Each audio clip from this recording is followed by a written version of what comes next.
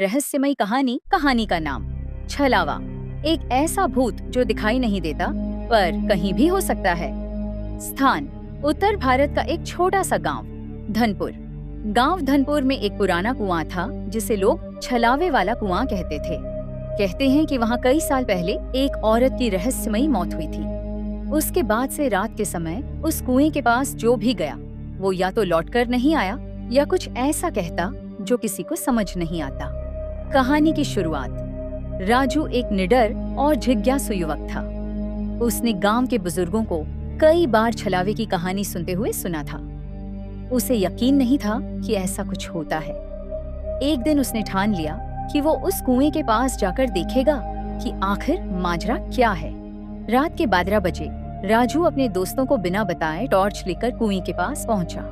हवा थमी हुई थी और पेड़ों से अजीब सी सरसराहट की आवाज आ रही थी। जैसे ही वो कुएं के करीब पहुंचा, उसे किसी के कदमों की आवाज सुनाई दी। वो पलटा, लेकिन वहां कोई नहीं था।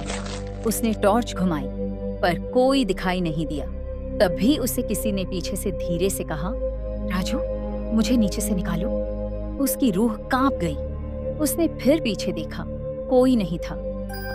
अब उसकी सांसें तेज चलने लगी, लेकिन वह डरा नहीं। उसने झांककर कुएं के अंदर देखा और तभी उसे किसी की आंखें नीचे से घूरती हुई दिखी। राजू चीखते हुए पीछे गिर पड़ा। उसी समय कुएं से एक धुंधली सफेद परछाई निकली और हवा में गूंजती आवाज आई, जो मुझे नहीं मानते, मैं उन्हें छलता हूँ, मैं छलावा हूँ। राजू बेहोश हो गया। सुबह जब लोग वहां पहुंचे तो राजू कुएं के पास अचेत पड़ा था।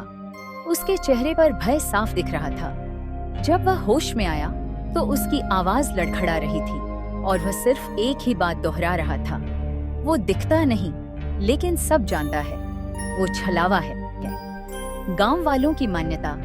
गांव वालों का कहना है कि छलावा कोई सामान्य भूत नहीं होता। छलावा एक ऐसा आत्मा है जो इंसानों की जिज्ञासा का फायदा उठाता है, उनके मन में भ्रम पैदा करता है और अंत में उनका दिमाग छीन लेता है। जो रहस्य है उन्हें रहस्य ही रहने दो। हर डर को चुनौती देना बहादुरी नहीं, कभी कभी मूर्खता भी हो सकती है।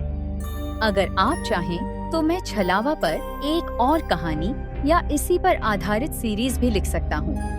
क्या आपको अगला भाग चाहिए?